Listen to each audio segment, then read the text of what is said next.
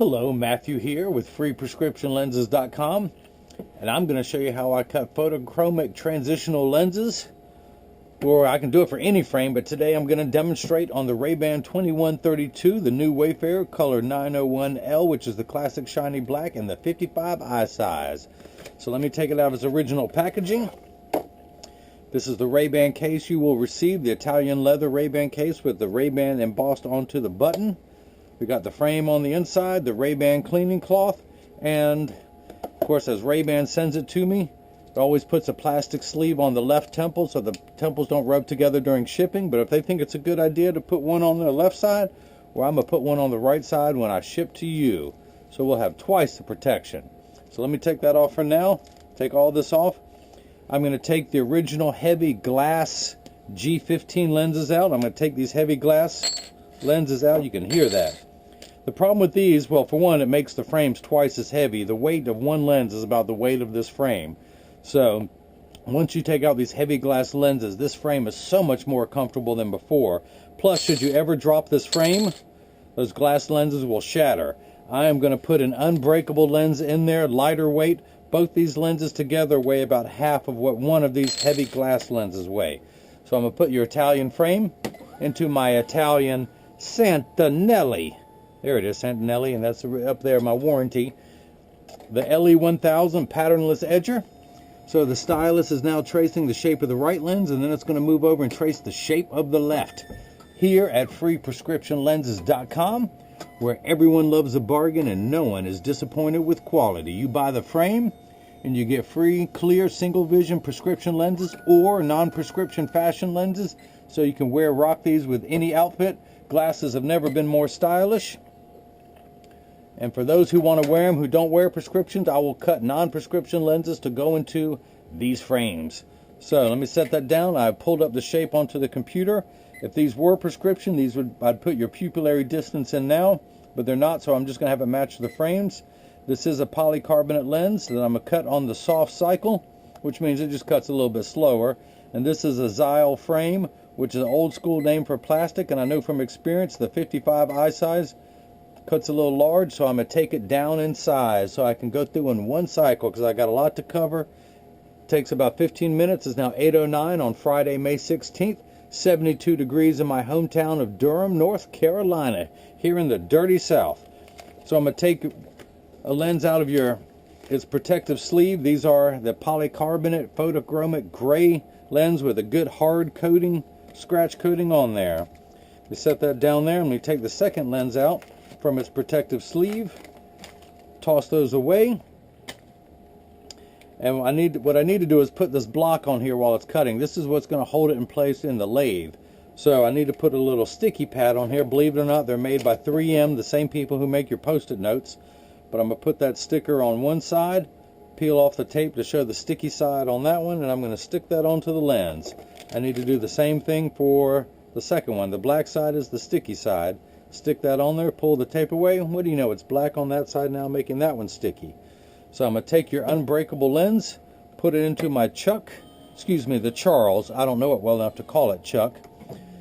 But the first thing that's going to happen is these calipers are going to come down and trace the shape of your right lens onto the concave side of the lens first, which is closest to your eyelashes. Then it's going to move over and trace the convex side of the lens, which sits away from the face. All the while measuring the thickness of the lens to know exactly where to place the bevel so it's best centered inside of your frame. The actual cutting wheel is down here on the bottom left. It's the lighter color wheel, the gray color. It's like a heavy grit sandpaper that's going to grind away your unbreakable lens. This wheel in the center with the channel, that little valley, that's what's going to cut the bevel onto the lens so it stays inside the bevel of the frame. I will have to close the door while this is cutting due to the sound, but I just want you to see as your transitional lenses touch down on the cutting wheel.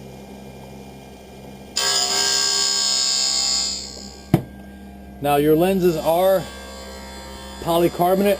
There's three main lens materials: glass, plastic, and polycarbonate. Glass is gone by the way of the dinosaur. You only see it in sunglasses. They don't do it in prescription because we live in a lawsuit-driven nation. And if you get hit with a branch when walking in the woods, or a rock, or anything happens, a baseball, something flies up, hits you in the eye, and a glass lens breaks and slices your eye wide open, you will sue the living daylights out of whoever made the glasses for you, then the company you bought them from, then the lab they got them from, and then whoever owns that lab, they're going to sue them too. So plastic, which was used for many, many years, and it's still a good lens quality, it's just the less expensive. And then we have the polycarbonate lenses, which is an upgrade from the plastic. Polycarb is 40% thinner and lighter than regular plastic. It is virtually unbreakable. It is bulletproof up to 22 caliber and has both UVA and UVB protection. We know what the sun's harmful ultraviolet rays can do to your skin. Well, your eyes are 8 times more sensitive than your skin. So think of this as permanent sunscreen for your eyes. If you notice, your lens is still completely flat around the edges, just like a nickel. I could take it out and it would stand up on the counter now. Now it's moving over and it's going to put the bevel onto the lens so it stays inside the bevel of the frame.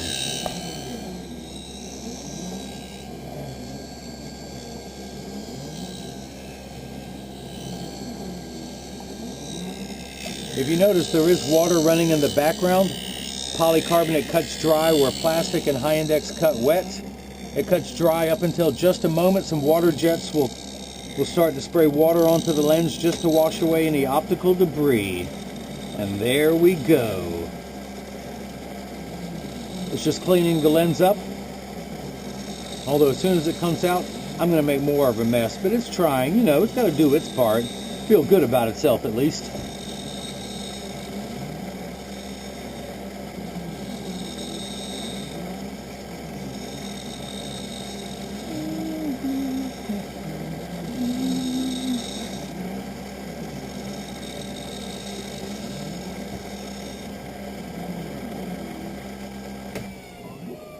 All right, out comes your lens. I'm going to take it out of the the Charles. Can I call you Charlie at least? Okay, out that comes. I'm going to dry this off. And one last thing I want to do before I try and mount your lens, you still have a little bit of rough edges there. So I want to use my hand stone to smooth all of that out. My hand stone, which is completely flat, I can put my hand on it. And while I can keep it on there while it's running, although my fingers get warm because of the friction, but it's because of that friction that I can smooth out these rough edges on the edge of your lens. Now this white powdery substance that's on the edge of your lens is called Schwarf. I'm going to use my thumbnail to scrape all of that off. It's optical sawdust, if you will. But I'm going to scrape all of that off and drop it on the counter. I do this so much I've worn a V-shaped bevel into my thumbnail from scraping that. My friends call it my occupational thumbnail. But once all that is off your lens, and it's fallen onto the counter, I carefully and cleanly collect it into one pile. And once it's all in one pile, I wipe it onto the floor. And this is where I say, kids, stay in school. I went to school for years to learn how to make a mess in the lab. If you want to make a mess like that, then kids, you got to stay in school too. So to see if this fits, I turn the frame upright. I tuck it in at the outside corner closest to me. Then using my thumbs, I press down. There's still a little bit of give, so I want to take a little bit more. I'm going to take 1/10 of a millimeter off your lens. The golden rule, you can always cut more off of a lens, you can never add it back on. So I set my machine to cut just a little bit large from the beginning, and I can cut a little bit more off each time. Now it's going to bypass the cutting wheel and go straight to the bevel wheel to take that 1/10 of a millimeter. And a millimeter is the distance between my thumbnails. I'm going to take 1/10 of that distance that you see off the circumference of your lens until this pops into the frame easily. I could force it in there, but it's going to cause the frame to stretch or warp, and it's just an ugly cosmetic feature. Part of the reason, well, all of the reason I cut my own lenses is to keep the quality of the lab work high. I'm not going to turn out any junk out of this lab. I cut every single pair that goes out of the store. So if you think of your frame as a gutter, if you will, just like the gutter that's on your roof, it's a channel that's in there with a bevel cut into it. If I put in there too large, it would cause it to warp or to roll. And that's where your frame, this will last you for years and years as long as you do a cold mount. That's when I don't use any heat to mount it. Some people do that. I do not like to do that because, again, that can stretch the frame. I only use those if I ever need to adjust the temple behind the ear so it fits tighter. I never use it to mount the lens. Like I said before, I do what's known as a cold mount. But I want it to snap in there easily so that if you wanted to, you could change your lenses at home. Everything I send to you and After watching me pop the lenses in and out, you'll be able to do it yourself. So I'm going to dry your lens off, back to the handstone real quick, back to the safety bevel, back to scraping that off real quick. And you know I got to throw this on the floor, so I'm collecting it into one pile again, and this time just to show you I got skills, I'm going to wipe it behind the back. Woo, look at that, kids. Kids, how many times I got to tell you, stay in school. So let's see if it fits now. The cold mount, I tuck it in on one side, which is closest to me. Using my thumbs, I press down. Oh yeah, snaps in perfectly. To make sure it comes out easily, I grab the frame with my right hand and I turn it downward. And with my right thumb at the nose, it's always with the thumb, it's always at the nose. You're always going to push down, whether you're taking it out or putting it in. So I put my thumb there, I grab the lens, I put my other thumb on the back of that one, and then I just push. Out it comes, again to tuck it in. I'm going to tuck it in at the outside corner closest to me. And you can always change your lenses at home too. If you notice I have it close to me, I'm not trying to work over the frame far away to do this. I tuck it in at the outside, I rotate the frame closest to me, I tuck it in at the corner closest to me, then I use my thumbs. Oops, it's still alive. Use my thumbs, I press down at the nose, it snaps right in. So let me take this block off, it is no longer needed. Pull that sticker off, and let's go ahead and do the left lens. Put that in, and flip that over to left, and hit start.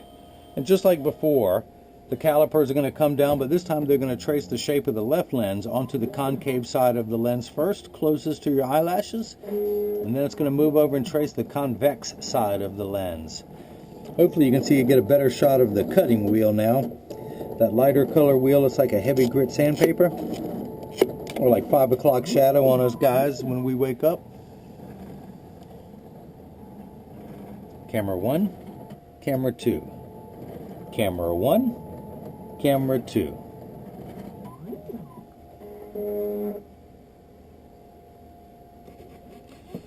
So we're just a couple minutes away from being finished, and then I'm going to put the lenses onto a strong ultraviolet lamp so you can see them turn dark.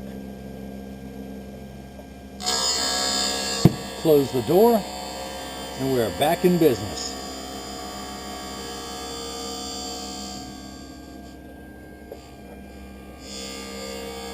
Let me dry your lens off, get all the moisture off, and then I'm going to hold it up to the light to make sure there are no blemishes or scratches or anything else. We are good to go. This is a classic frame from RayBan. It is the new WayFarer. In the 50s they made the original WayFarer, which, hang on, I got one around here. Where'd it go? Let me grab one. I got it right here. This is the ophthalmic version. It is model number 5121 in the 50i size. Oops. This is what it looks like when it comes out of the case. This is the Blues Brothers. This is the original. This is the new WayFarer. This one has that tilt that sits away from the face, closer into the cheek and away from the eyebrows, where it lets light in. So in 1992, they redesigned it where it sits in closer. It doesn't have that tilt. To me, it's a lot lighter and a lot more comfortable. Both have the shield which cover the hinge, but that is the difference. Both in the original shiny black with the same RayBan emblem on the edge. So they've made this frame since 1992. I wear the same frame. I don't know why RayBan sends their cleaning cloths upside down. They almost always do that, no matter what frame it is. So let me put this back in the bag. For those of you keeping score at home, this is the RayBan 5121 WayFarer, color 2000, the classic shiny black, and the 50i size. For anyone who wants the classic vintage look, this is the one. This is the Blues Brothers. This is the one that Tom Cruise wore in Risky Business and about 1 million other people. The G-Man Gideon wore it in, what was that, Scott Pilgrim versus the World? Great movie. But this is the frame I wear. I wear it in the 20, this is the 52i size in the blue crystal, because I have a blue shirt with pinstripes. I wear this frame in 10 colors, and every day I pop out my unbreakable prescription lenses and I put them into a different color depending on what I'm wearing that day. You will not hurt your lenses by popping them in and out of the frame. Again, your lenses are unbreakable. They're bulletproof up to 22 caliber and has both UVA and UVB protection.